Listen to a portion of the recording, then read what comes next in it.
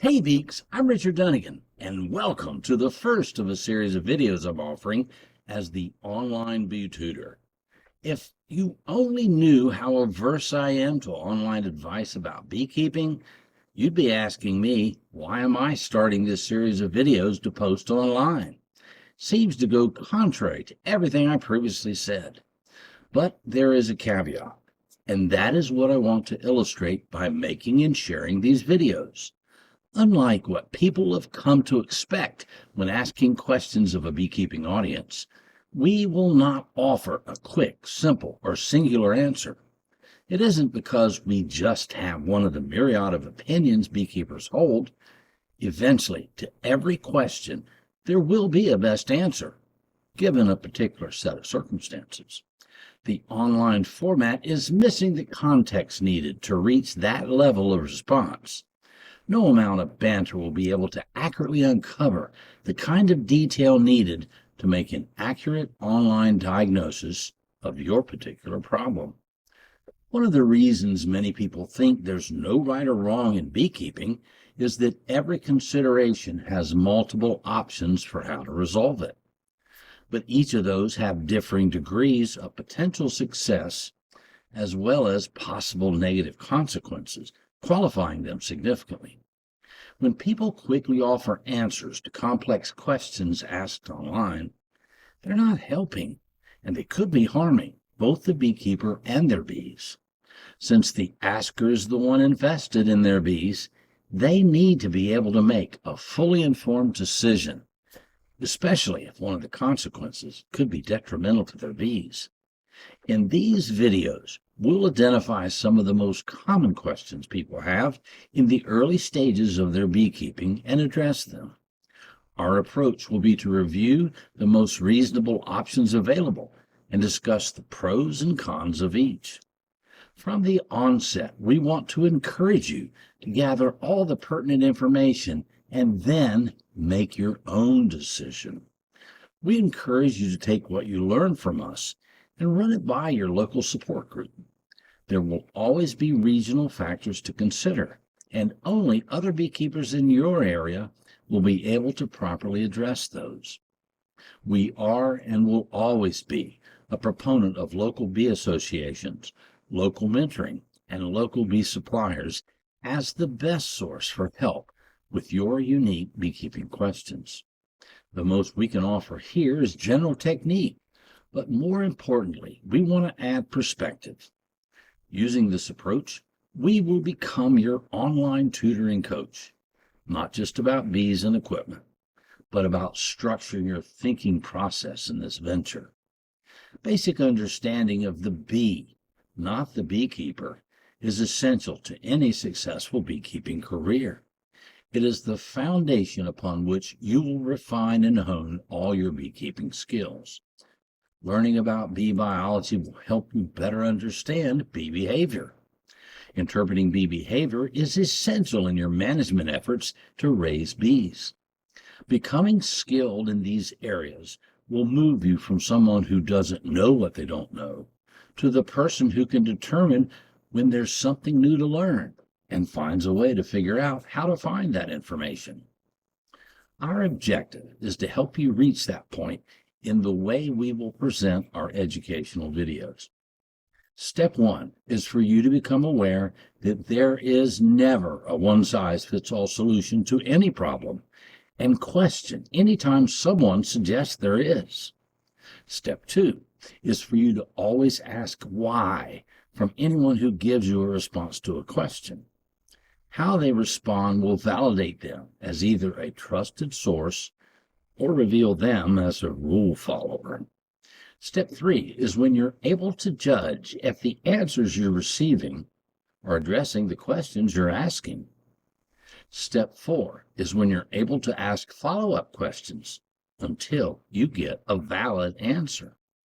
Step five is when you can formulate an initial question so that only a qualified answer will make sense.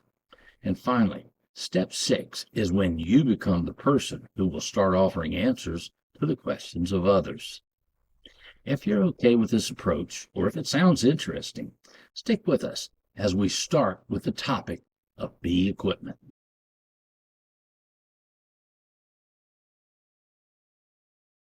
I see a lot of questions online asking how to get started in beekeeping. That's a great question, but there's not a short answer.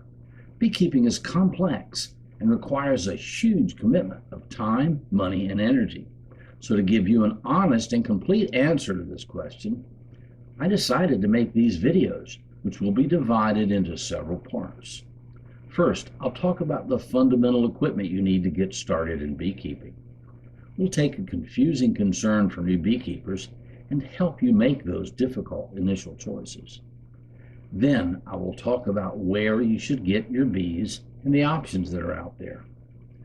We'll also talk about how to choose a site for your hive, how to set up your apiary, and how to install your first bees into their hives. Finally, I want to emphasize the education you pursue before, during, and after you get your first bees. Later in some other videos, we'll get into beekeeping techniques, like how to do a hive inspection, the long way, the short way, and several steps in between. Like any new venture, you don't know what you don't know, so you might feel intimidated by asking simple questions. The purpose of this series is not just to give you quick answers, a rule book, or a checklist, but to give you enough information so you can learn to ask better questions and get the qualified answers you want. If you like what we offer here, please like and subscribe, and we welcome your comments or questions. So, let's get started.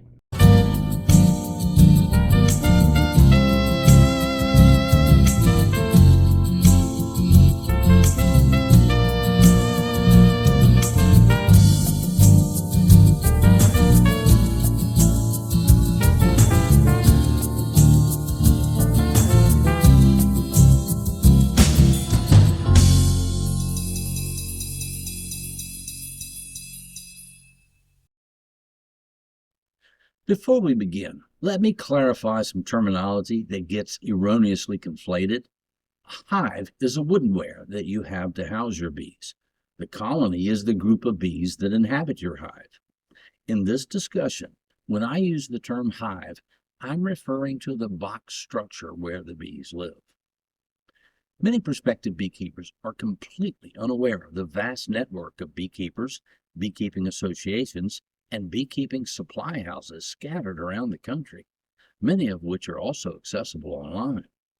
When someone asks where's the best place to get their hives, their bees, or their protective gear, it is a legitimate question and it deserves an answer. The only problem is there is no single right answer. So I'm going to try to outline the options in a quantitative manner. To help with this, in a few minutes, we're going to take a field trip to a local bee supply store in my area. First of all, there is nothing like buying locally. When it comes to hive equipment and tools, there will be a long-term value in getting acquainted with any small shops or suppliers within a reasonable drive of where you live. That relationship will benefit you at some point in the future in ways you cannot presently imagine, so starting to develop them early is highly recommended. In an age where online shopping is rapidly overtaking in-store purchasing, someone unaware of product differences will assume that finding a better price online is the best option. Again, your familiarity with all the equipment options and terminology is key to your ability to properly compare items from one online site to another, much less online versus a local bee store. What you can get by going to a local bee store that is not remotely possible online is a live person to answer your specific questions and provide you with options and understanding about those choices. These shops are staffed by active beekeepers, so they not only have product knowledge, they are experienced in beekeeping, and they are connected to the local beekeeping community. If you find beekeeping to your liking and stay with it, there will come a day when you urgently need some equipment or supplies, or maybe even a replacement queen. For the prudent newbie who took this advice and established local relationships, You will know people who can help you acquire what you need and will be willing to help accommodate your specific issues. Local beekeepers are your friends, and it is a community where you can give and receive your entire career in bees. And when it comes to protective gear, it's like buying jeans. They all look much alike, but once you try them on, you start to notice subtle differences.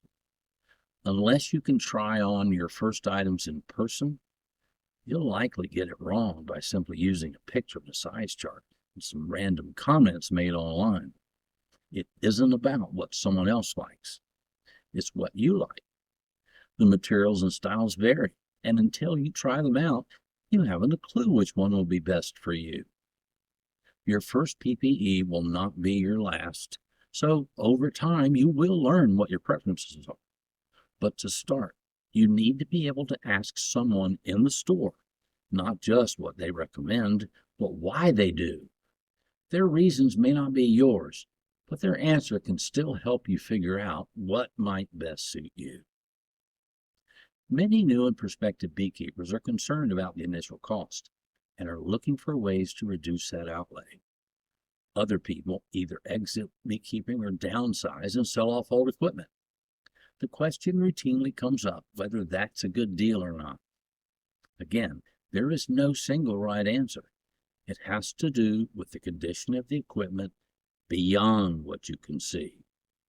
Old equipment can contain dangerous spores from what is essentially the black plague for bees, or a number of other detrimental things.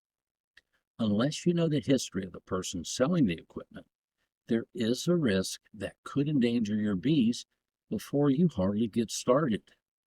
No matter how rare that possibility is, it's serious enough not to take. If you become a member of a local club or you get to know your local bee supplier, then they will be able to help you find these secondhand deals that you can trust. After you've been keeping bees for a few seasons and you've had a chance to try out or at least learn about different products, you will be able to better evaluate the online offerings from larger suppliers. Still, you do not want to abandon your local connections in favor of saving a few bucks. As your apiary grows, you can plan for much of that growth and shop for the best deals on the equipment you know you prefer. But inevitably, you will have unexpected circumstances and need something quickly, and your local supplier will be your best option. As soon as you're comfortable that beekeeping is for you, there are conferences and conventions held at the state as well as the national and international levels.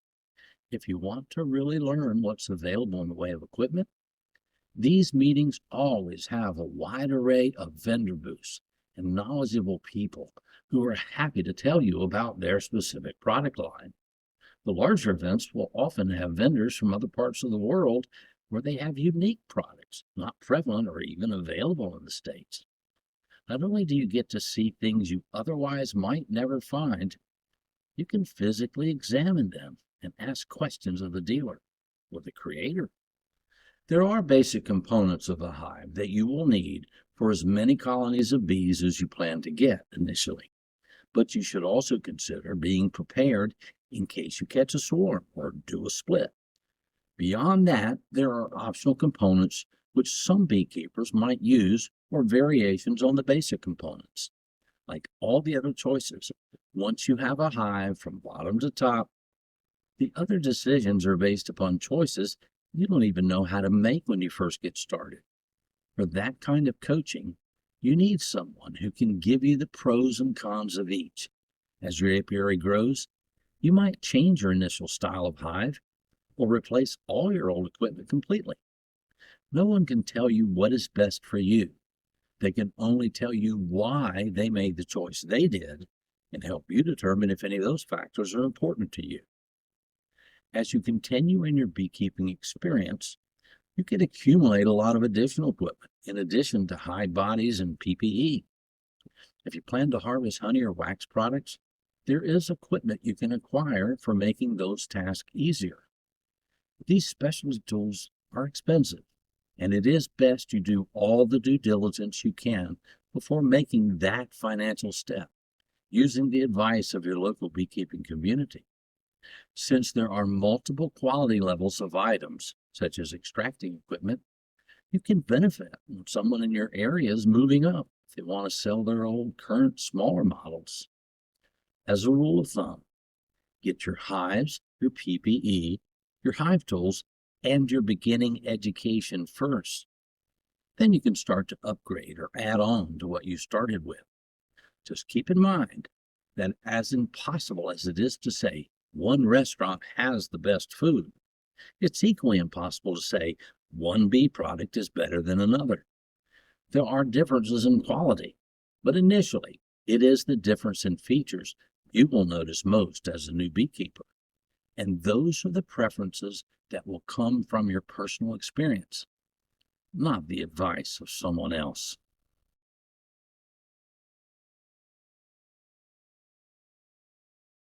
Hey Beaks, today's the day. We're going on our field trip. We're going to Bailey's Bee Supply in Hillsborough, North Carolina. That's not a long drive for me, but hang on, get your coffee and your snacks together, and let's hit the road. Hillsborough is a small, quaint community located in the Piedmont region of central North Carolina. It is the county seat of Orange County and just north of Chapel Hill. When you drive through the center of town on Churton Street, you'll notice the abundance of historical markers. Long before the English arrived, the Occaneechi Native American tribe were living in the area on the Eno River. The town was an important part of colonial North Carolina and was at the center of the regulator movement, the first organized rebellion against the taxes imposed by the British Crown, which rose up in the decade prior to the Revolution. It was Hillsborough where the North Carolina Provincial Congress met at the beginning of the American Revolution, and later was the site of the first state ratifying convention. One of the original signers of the Declaration of Independence was William Hooper, who was originally buried here. Today, with about 10,000 residents, Hillsborough is just a great place to live or to visit. All right, we're here. This is exciting. We're going to buy bee equipment so we can start keeping bees in just a matter of months. The recommended time to begin beekeeping is in the spring. That's when you can get fresh loaded bees. So you can start buying your equipment as early as you want, as soon as you know that you're definitely going to do this. So a lot of people shop in the fall. We're here in the early winter and we're looking at equipment. So let's take a look at what we got. I wore my Bailey's t-shirt. If you wear a t-shirt that they sell, you get a 5% discount. They are colored based on the year that the queen marking is. I've had this shirt for a couple of years now. So let's go inside and meet Whitney Barnes. She's a friend of mine. She's about a 10-year journeyman beekeeper who does a sideline business in selling honey products in the local area. Hey Whitney. Hey Richard, how you doing today? Good. I want to talk to you about how to buy bee equipment. I want to get into beekeeping. Oh, fantastic. You've come to the right place here at Bailey I Bee. look forward to it. Okay, Whitney, I told you that I wanted to do some educational videos, and today we're going to talk about what do you need to get if you want to get started in beekeeping and equipment. I'm sure you're going to show us all the options that we have in a minute, but tell us a little bit about yourself. You know a lot about bees and been around it a long time, answer a lot of questions, so just kind of give us the highlights of how you got into beekeeping and what your experiences are. We've been doing bees for probably about over 10 years. I kind of lose track of how long. My daughter was a teenager. She wanted to become a beekeeper, and she and her dad started. I wasn't so thrilled, but the bees won me over, and that's how we became a beekeeping family. Through the years and working with our club, we really discovered that we loved helping new people because we remember what it was like the first time we went to do a split or do anything new. It's one of those things of, yeah, you can watch videos and someone can tell you, but it's another thing to have some hands-on help, just someone over your shoulder so that you can go, am I doing it right? And they can go, yes. So that's what we try and do a lot of with the people that we help. Now, today we want to talk about equipment, but you know that being involved in the bee community is very important. You're very active in your own club. Can you tell us a little bit about how important you think that part is? Foundationally, you decide that you want to become a beekeeper, you should be immediately looking to find a bee club and going to bee school. And the reason I say that is because bee school is going to throw a lot of information at you, but it's the immediate stuff that you really need to have to get a good idea about whether this is or isn't for you. So I really recommend that. And by being part of a club, what you're going to get is a lot of connections with the people in your area who are also doing beekeeping. So they can teach you a lot of stuff. You can find your mentors. You can get a lot of questions answered.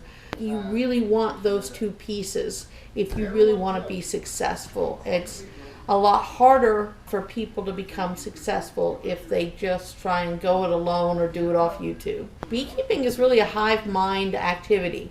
Even the people that started out on their own are going to tell you that they ended up being successful once they connected with other beekeepers and were able to get mentoring from other beekeepers. So you mentioned bee school. They're usually in the winter or spring. So are you suggesting that maybe somebody goes to bee school first? If they really are serious, they could do all these things simultaneously, right? They can buy equipment, go to bee school. Oh, absolutely. It's kind of a little bit of putting the cart before the horse. If you buy equipment before you go to bee school, you may find out when you're in bee school that you've bought the wrong equipment. You may all of a sudden discover, oh, I didn't know that I could do 8 frame instead of 10 frame. I didn't realize that that was an option that would better suit how I'm going to beekeep and that sort of thing. Well, we're going to talk about some of that today. That's one of the purposes of this video, is to help people understand that there are choices and there's not a right or wrong, they're just differences. Yep. Okay, good. So you'll give us all that information in a minute. Absolutely. All right, so I'm standing here at Bailey's Bee Supply. We're in Hillsborough, North Carolina, which is in the center part of the state.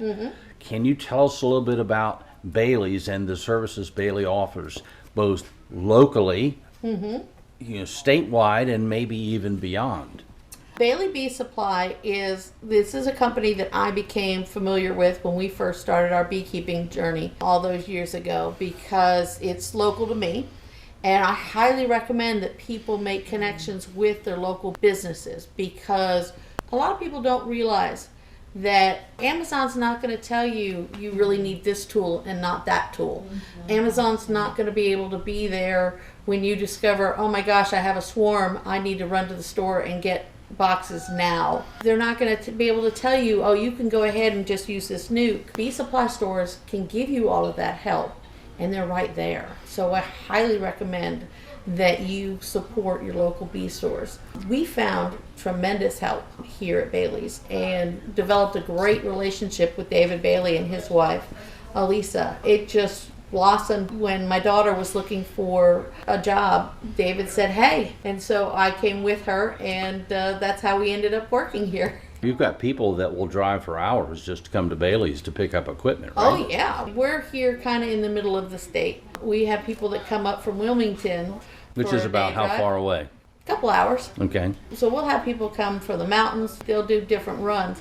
We also ship. I'm originally from New Jersey. I have a great relationship with a gentleman in New Jersey that we ship to on a regular basis for his stuff. So we don't just service folks here in North Carolina. We have relationships with people all over. David hires people that know bees so that if you call up and you've got a problem, you're going to be able to talk to somebody who knows bees and can give you at least their opinion how to handle a situation that you've got and how they'd handle it. So I see a sign over there.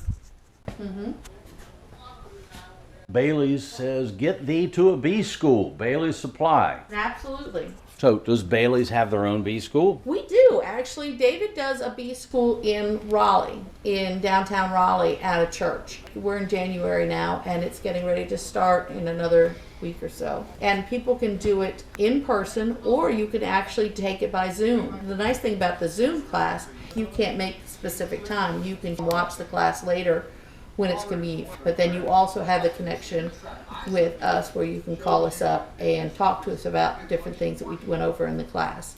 Okay, I think we're going to do an entire video on education because obviously that's important. So we'll cover all those things, but for somebody getting started, it's time to look for a school and sign up. Absolutely. How do the schools run? Is it like a one-day event, a multiple-day event? How do they set Lots up? of folks do it in a day. I've seen as much as 10 weeks where it's a couple hours once a week for 10 weeks. The majority of bee schools happen pretty much in January and potentially go over all the way into March depending on how they run. A large portion of them are once a week for, anywhere from 6 to 10 weeks starting in January. Our little club in Person County, we do 2 Saturdays in March. And we decided to go that route because a lot of times by the time people start thinking about bees, it's already February and they've already missed a lot of the different bee schools starting. So we found that if we do it on the Saturdays, that works for a lot of folks, fits their schedule,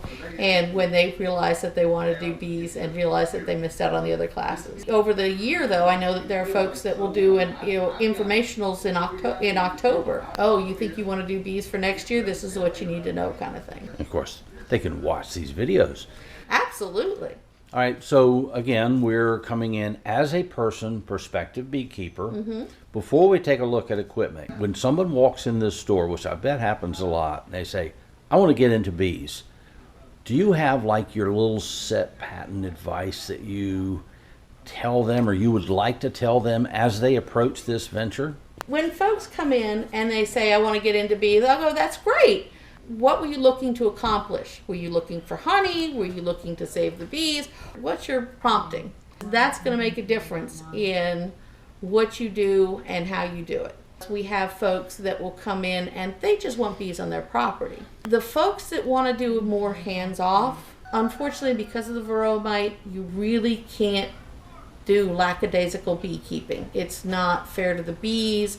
It's not fair to other beekeepers because you make problematic bees that affect other people. So I try and encourage you that there are lots of organizations where if you just wanted bees to pollinate your flowers and that sort of thing, there's organizations that'll rent. But if you yourself really want bees, that's when we talk about what you want to get out of it. Do you want to get honey? How much help are you going to have? How much lifting do you want to do so that we can start talking about what kind of hives you're going to want to fool with. And how much time you have, I'm sure. Yes, beekeeping is very funny in that it has big gaps of not demanding time, and then other times where it is all encompassing of your time, depending on what's going on, what needs to happen. Let's get started looking at equipment. Now we'll look at it in general. We're going to also talk about cost.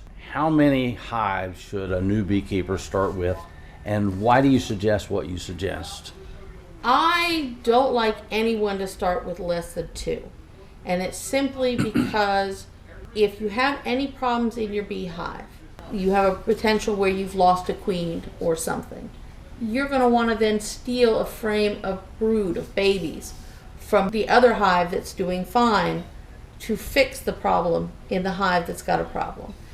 If you don't have that other hive to dig from, you can't fix a problem. It just causes a lot of headaches and potentially a lot more money to not go ahead and start out with 2. 2 gives you potential to fix problems that you don't have when you just do 1. Well, let's take a look around the store. Alrighty. So you're going to take us to the back part of the store? Well, it's actually another showroom. It's the boxes and the extractors and some of the different pieces are. All right, so we're back here and I see that everything's assembled. Yes. Well, we do have unassembled also. If somebody wanted to assemble them, they could save a little money. Woodenware, what are the choices? Why don't we just start with the boxes? These are 8-frame deep boxes, and these are 10-frame. Okay, so it's just a little wider for the 10 frame, but they're the same height. Yes, they're basically identical except in width. What do you call that height box? We call these deeps. And that's the tallest box you get in the Langstroth system. Sizes and boxes: deeps, mediums, and shallows. And the difference is these are deeps, and these are mediums. The shallows are really close in size to mediums, a little bit smaller. And most of the consideration is weight. Yes, The reason that a lot of people used to use shallows is because a lot of people really used to go for honey in the cut comb, where the comb is in it size, and that size fits perfectly in the boxes when you cut it out. So that's why they went that size. Can you use any of the different size boxes for any purpose? Yes, when we talk about bees, and this is something you're going to learn in bee school, when we talk about boxes, you'll hear different terms. You'll hear deep, medium, shallow. You'll also hear body or super. And basically, it's exactly how it sounds. Body is where the bees live. Supers are where your honey that you're going to take is. So typically, shallows and mediums are your honey supers, but there are lots of people that only run deep equipment, so their honey supers are deep boxes. So you could also use a medium for a hive body? Yes, there's lots of, that's one of the things that I ask people. When you think about what kind of hive you want, first question, 8 or 10 frame. Like I said, the 8 frame has the advantage of less weight. Some people don't want to go that route. There's also a couple of pieces of equipment that they don't have cut down versions for, so you wouldn't be able to use them with an 8 frame. They only fit 10 frame. Not a lot of things. Most things are now made for either, but that's still a situation with a couple of things. When you've decided whether you're going to go with an 8 or a 10, your next question is, how am I building my hive? What is going to be the body and what are going to be my supers?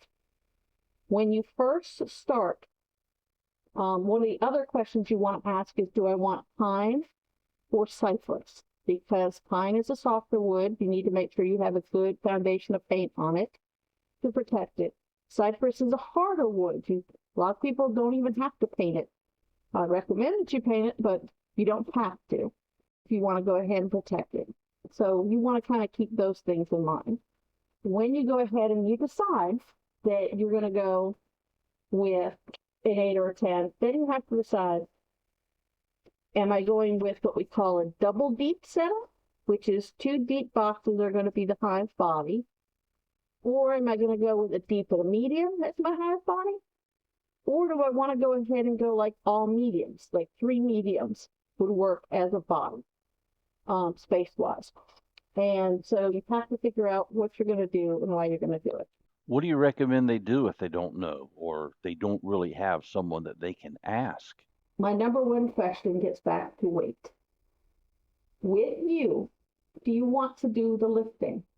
Double deeps are what is considered the classic beehive hive body. But a deep box is heavy, and a lot of people don't want to lift all of that extra weight.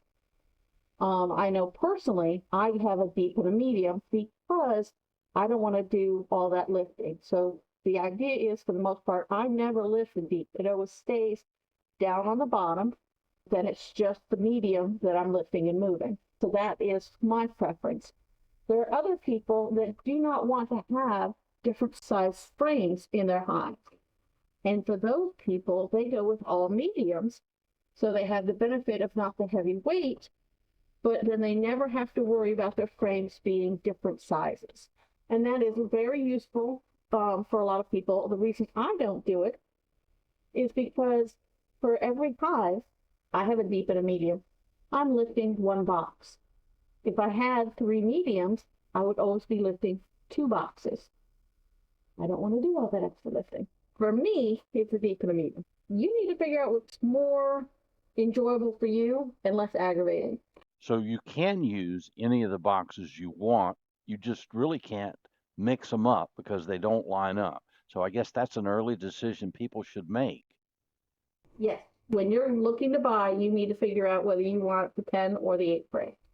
And their local bee association, club, or a local bee supplier would be the best place for them to go. Oh yeah, and there's lots of times where you'll be able to go and help different beekeepers in their bee yard, so you can actually get a feel for what these boxes feel like, full of bees and full of honey. So is there a chance that after a year or two, people will decide to change? Oh, I see it all the time. I had one lady whose husband went, oh, I'm getting her all 8 frame, and she had it, and she goes, no, I want it 10. So she basically sold her 8-frame equipment and replace it all with 10-frame. And I've had other people go, I'm tired of all this extra lifting. I am definitely moving to 8. So people change up all the time. Now you got your arm on something there that doesn't look like anything we've looked at in wood.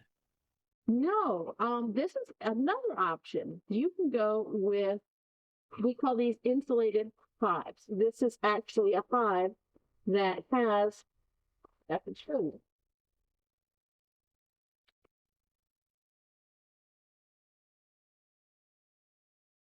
This is what the wall has, insulation. This is what the lid looks like. So this is yet another option. And I actually have one of these hives in one of my bee yards because I wanted to try it out because rotting wood is annoying. Well, they obviously will last longer than wood, but is it necessary if you don't have really cold winters where you live? Oh yes, because here in North Carolina we have insanely hot summer. So it helps that as far as being a lot cooler and easier for the bees to keep a consistent temperature. So while we don't have the winter worry, we do have the summer worry, and that helps. All right, so now we got boxes. They obviously have to sit on something. So what do we put under them? And then what do we put over them? Okay. I usually leave the stand question to last. Okay. What we need to look at next are what kind of bottom board do we want? There's something I say where I say there are a lot of Ford versus Chevy discussions in beekeeping. And what I mean by that is simply that you have people firmly rooted in each camp.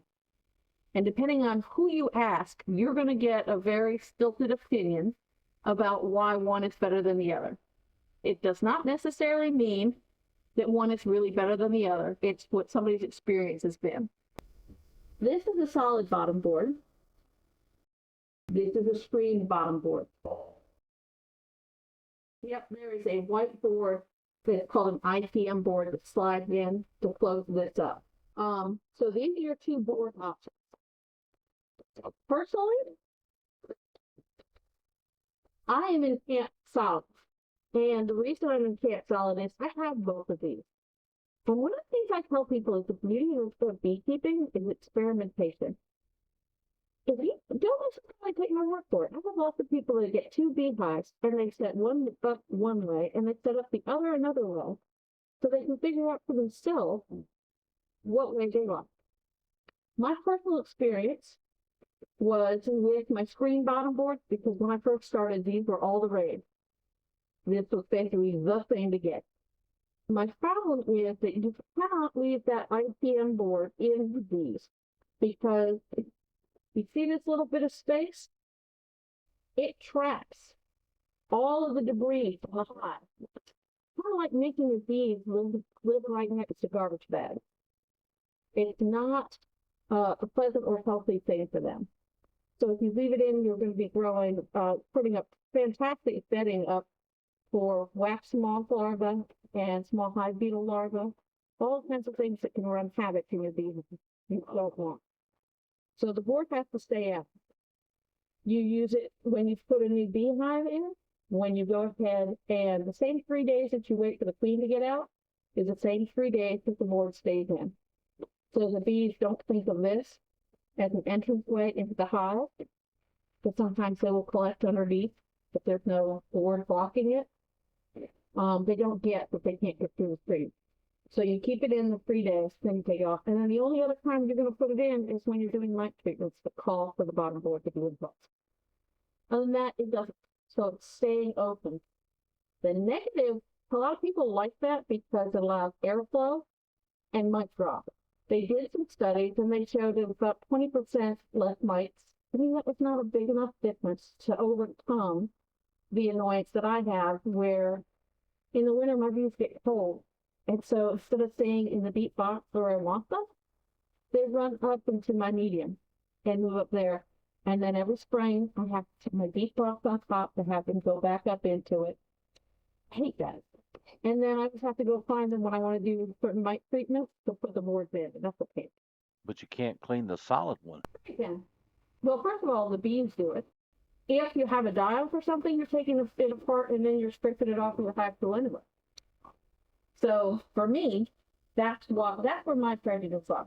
But you're going to find just as many people that swear that this is better ventilation, and leads to lower mite counts, and it's enough of a thing for them that they will absolutely only ever have screen bottom.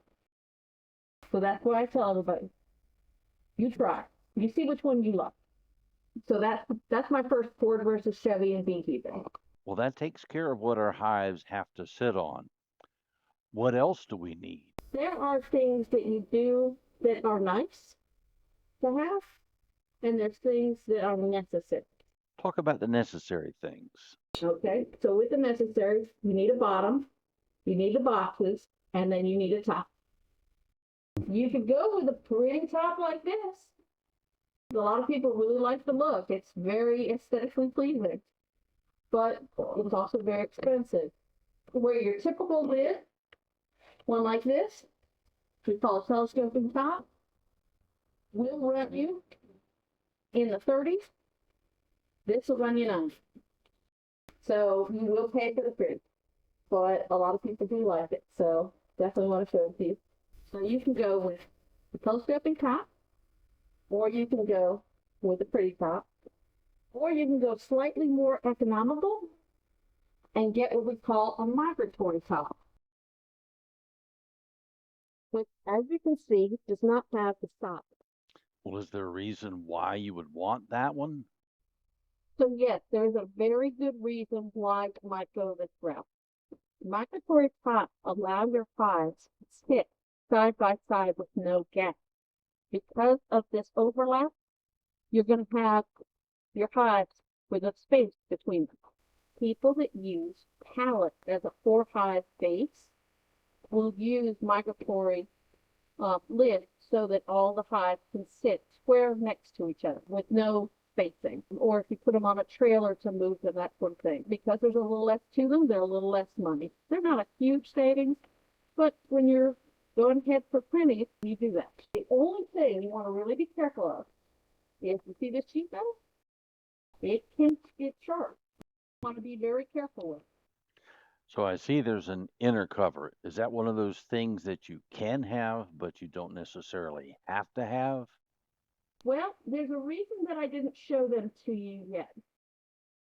Let's go over to the 10 frame aisle, and I will show you why.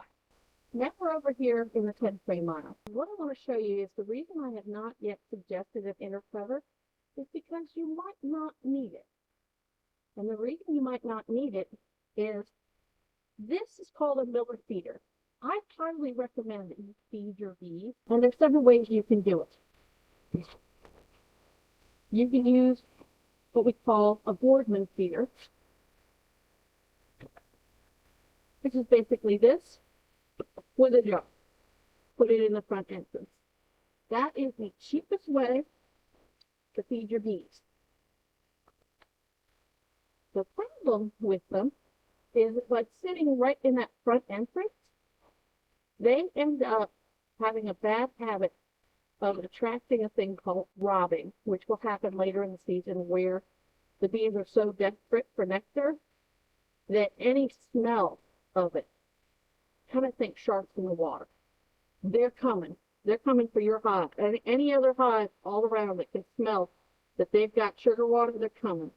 So it's not an ideal situation to go ahead and use a Boardman, even though they're less expensive. The thing that's really annoying, because I started out with Boardman, it's not inexpensive. You have to keep refilling them almost daily, because a quart of sugar water is not going to get you far. The Miller holds 2 gallons. Those bees will drink 2 gallons in a week. So this is a nicer and easier way to feed your bees without you having to keep checking on them daily and bugging them daily to give them their water. I really like bee bug go off.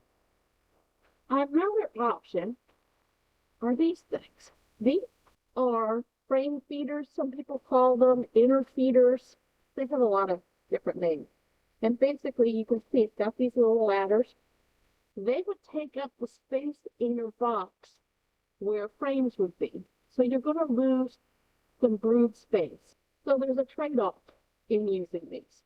When you go to feed them, when we talk about disturbing your bees, you're going to have to crack it open and get in there amongst the bees to go ahead and pour sugar water into this. A lot of big time bee people use them. So I understand that there's pluses and minuses. With the miller, it sits right on top of your hive boxes. So what ends up happening is that all you're doing is cracking the lid. And yes, you're disturbing them a little bit. And yes, they can come around the box and get you. But a lot of people don't. They just go ahead and pour the sugar water in. They don't even suit up, and they'll go ahead and feed their bees and then go about their business. If you use a biller feeder, you get a lot of pluses between not disturbing your bees. It also can take the place of a bunch of equipment. First is an inner cover, because the purpose of an inner cover on your frame is to keep the bees from connecting those frames to the lid of your beehive for when you open it. This you won't have to. But what I tell people is, because they're always searching for email, they may come up under the lid. You may want to go with a screened inner cover over top. Instead of solid, you'd use a screen. The other benefit with the miller that I like is that when you do treatments, or potentially when you're feeding, like we're getting ready to do candy, you can flip this open, say this desktop, into frames.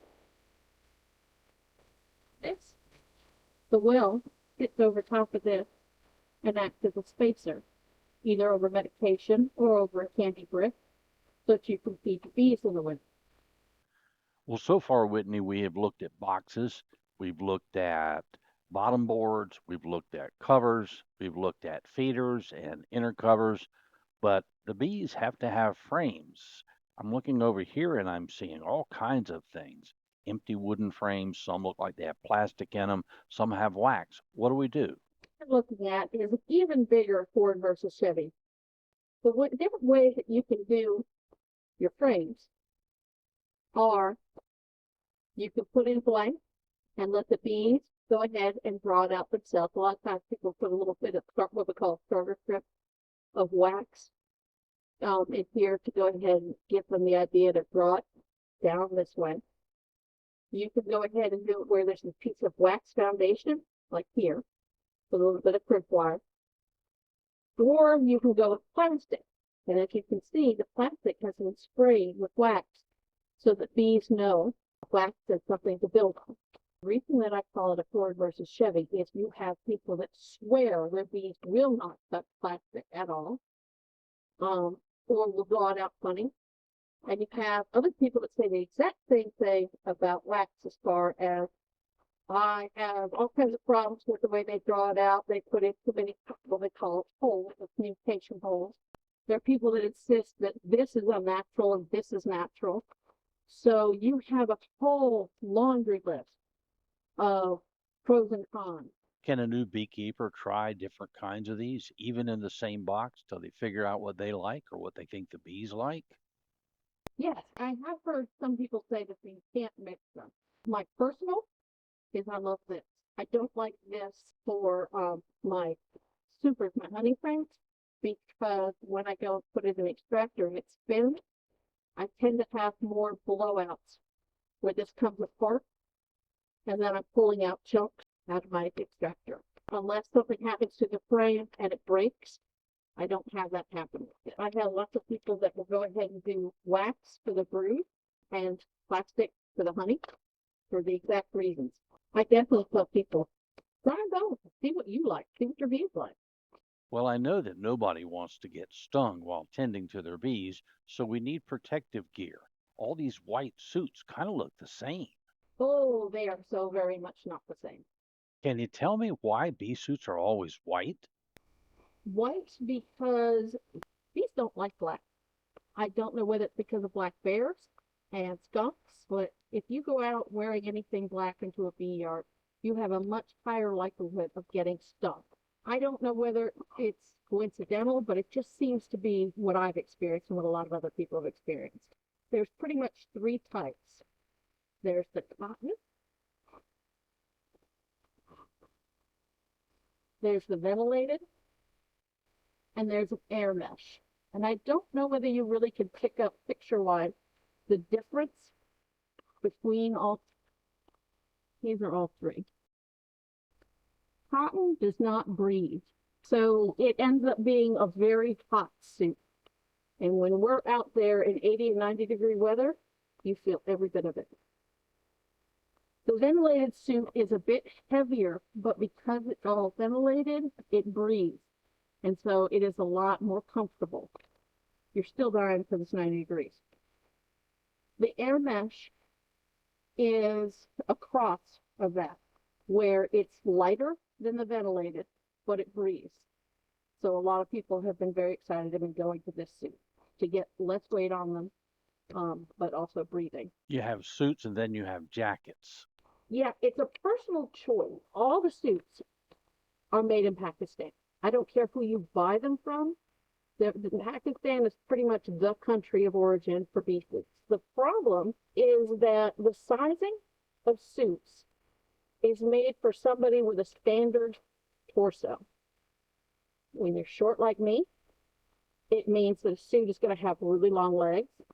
Or I've seen other people that have long torsos find that it is uncomfortable because of the short thing. So a lot of people will instead just do a jacket and will get a pair of pants to put over top of the regular pants to kind of double insulate them and protect them. See that there are different styles of hoods that you can get with either the suit or the jacket. Yes, it's called a fencing hood. We tell people in the beginning, it's a good idea to wear a ball cap underneath so that this can learn to stretch out. Because if the netting touches you, the bee can touch you. We've had people that went to wipe sweat and had that screening touch their face, and if that was the exact moment a bee decided to jump and sting them. This is what we call a round hood. As you can see, it's got a little bit different weight to it. Some people like it because it's harder to go against their face. It depends on what you're comfortable with. We tell people to try on different styles and see what they like. So by coming into the store, people can actually touch and see the difference in the fabrics and try everything on. But I thought bees hated black. Why are the veils black? It is for you. The reason the netting is black is so that your vision puts it to the background. All right, so I guess what do we do with our hands to protect them? Couple choices with gloves. Cowhide is heavier, so it resists the bee stings the most. I can tell you they can sting you through all of these. When they are determined, they will. But this is the most resistant because it's the thicker. The only problem is that it means that you're giving up some dexterity. With the goat, it's more supple, so you have better dexterity. Regular, this one has a mesh at the arms to allow some breathability. So how do these gloves work with a touch screen? We do have some that have a little black on their fingertips, which makes it easier, but the phones these days have gotten better. So if we wanted a complete set of PPE, are there price differences for all these different options that you've shown us? Oh yes, cotton is the cheapest, and actually for us right now, we've decided to not continue carrying cotton because so many people go less expensive, buy cotton, and then are absolutely dying and have to buy another bee suit that's ventilated in the summer. And we feel like that's not really fair to people. So what would it cost for us if we wanted the ventilated or that other one that you described? Our ventilated and our air mesh are both $109 for the jacket, $149 for the suit. And if you got a jacket and pants? We don't sell them. People will just go ahead and use like scrubs. And what is the cost for one of the pair of gloves like you showed? Between $21 and $23. So help me total this up. Give me a good budget for a complete set of PPE. Well, you figure about 110 plus about another 25, so like 135. There's one more important thing that we need. Uh-huh. So we've got our hives, we've got our PPE. We need some tools, don't we? Yes, we do. So what do you want to start with? Smoker. So see, this one's taller. Someone like me who has a ton of hives, a bigger smoker would be good because it would mean that I could pack it full and go longer to get through all of my hives. Regular person, for 2, this is all you need. There's no reason to spend the extra money buying a huge smoker. It's just not needed. The difference in these 2 smokers, this one is Chinese made. The feet have to be fried up, and then when you put it in here, you have to make sure that it's sitting so that the grate is up and the feet are down, so there's a little gap space ahead and have oxygen flowing so that you can grow a fire. When you go to dump it, you have to make sure that you recollect that little piece of metal. Otherwise, it won't work anymore. If I did lose it, do you have those for sale? Yes, we do sell replacement parts. Speaking of smokers, Whitney, I noticed that Bailey's has got this most interesting wide array of old-timey smokers of all different shapes and sizes. See that metal grate? Doesn't come out. That is something that someone like me, so it's worth the extra money to not have to fiddle with that thing. And the bellows is better. So my personal, I like this better. J-Dance smoker? That's the company that makes it. Yes, J-Dance B company, but it's an American-made smoker. Okay, so is that all we need to know about smokers? That's all we need to really know about smoker. The other thing that you need is a hive tool, a good hive tool. This is a standard hive tool, about $10. This is my husband's absolute go-to, and he looks like a maestro with it. He can go ahead and pop frames, lift things up, and it's amazing to watch him with his tool. I look like a bull in a china shop with this thing. I prefer something with this so that I can pry up my frames, and it just, and this type of pop as opposed to this works so much better for me. My absolute dream tool is this baby, and this thing is about $30. Now, these look like they're made out of stainless steel. Yep. Yeah, that first one looks like a pry bar you could get from a home center. It's stainless steel too, and it's a bit more finesse than that. So tell me why the stainless steel is important. It's cleaner in your hive. Honey is acidic, so having, something like honey sitting on it, you want something that can take it. I like this because this fits perfectly between the rabbit ears on the frames, the way that the ratchet brings it up. This is what I like. Once again, Ford versus Chevy. I always tell people, go out to your club's beauty apiary, try the different tools they have for their hives. That way you can try and see what fits best in your hand and lets you manipulate stuff the way you like. Other thing, again, these gizmos lets you go ahead and grab the frames to bring them up. So there are lots of people that absolutely adore these. This sits in your hive so that it will sit over if I have the lid off, it'll sit up, and you can, when you're taking your frames out, you can set them here instead of on the ground so they don't collect stuff. So somebody who's anxious to get started, they're beginning in beekeeping, they know that their bees are not going to arrive till mid-March to mid-April. They want to do something now after they've gotten all their equipment and everything. What do you recommend they do maybe to get started on their education? Read this. It's the book that bee schools in North Carolina are turning to, because this is where the information for the Certified Beekeepers test is coming from. The Master Beekeeping Program for North Carolina State Beekeepers Association feels that this is an appropriate teaching tool where you're not going to get a bunch of misinformation.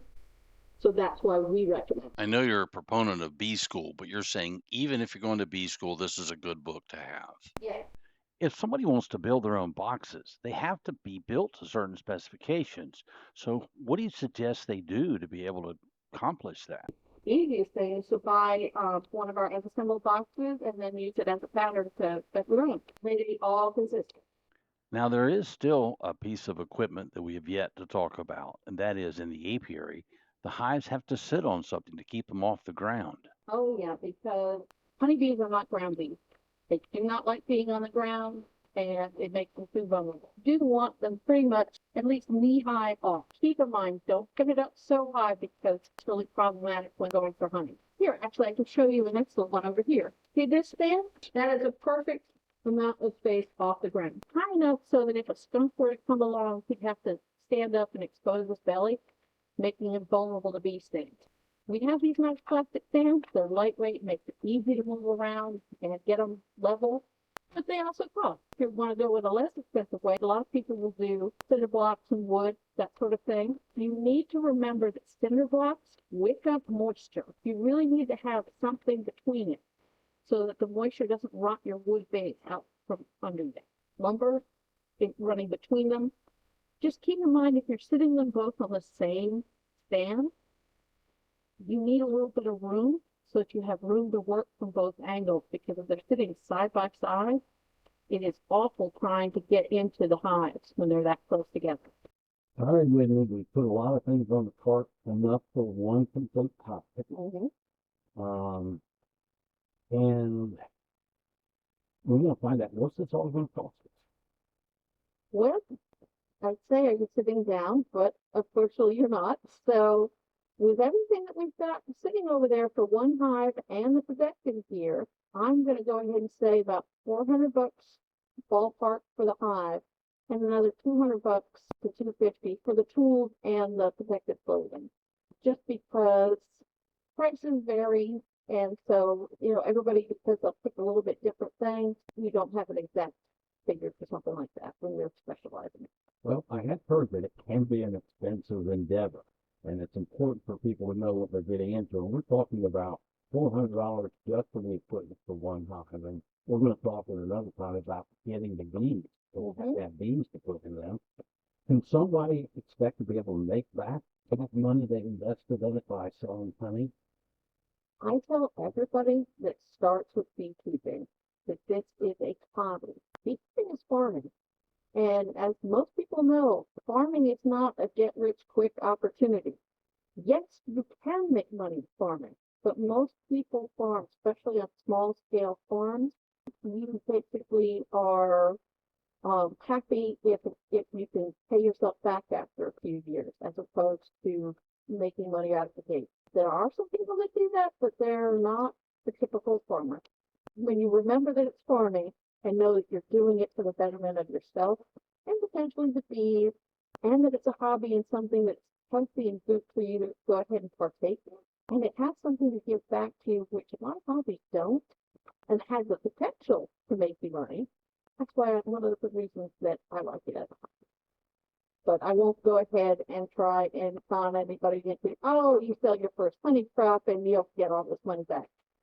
It takes years to get a honey crop. So I just want you to keep that in mind. All right, Whitney, we got our equipment. I guess that about wraps it up. I'm excited to go set this stuff up in the apiary. Of course, there's a lot to learn, so we're probably going to have to come back and ask you some other questions, maybe stand. We talked about that, I think, a little bit. Location of the apiary and so forth, but you're available for answering questions, aren't you, as we move forward in this thing? Absolutely. Just phone call away. All right. So I'll tell you what, we'll be back soon to talk about bees, and thank you very much. Fantastic. All right. Hey, what did you think about our field trip to Bailey's Bee Supply? Kind of a cool place. I go there just to hang out, talk to the people who work there, the people who stop by. I hope you can find your own local hotspot. It will make a huge difference in your success as a beekeeper. Thank you for taking the time out of your day to join us and to hopefully learn something, get some guidance on your own venture into beekeeping. We have more videos in store. The next one's going to be on buying bees. So if you like what you saw here today, please like and subscribe, and you help us keep these videos coming out. So until next time, I'm Richard Dunnigan, and I'm going to buzz off.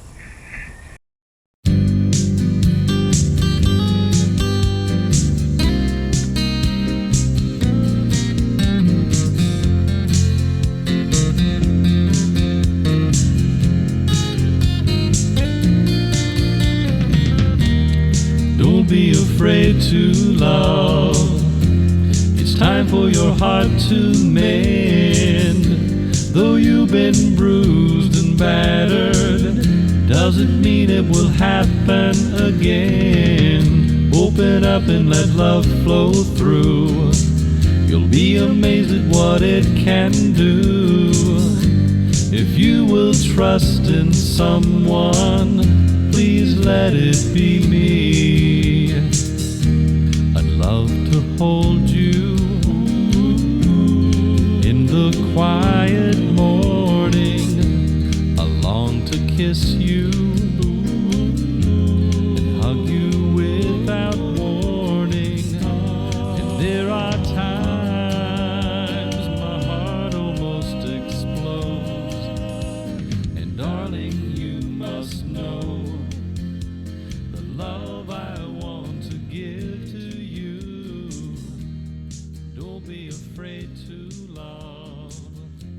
It's time for your heart to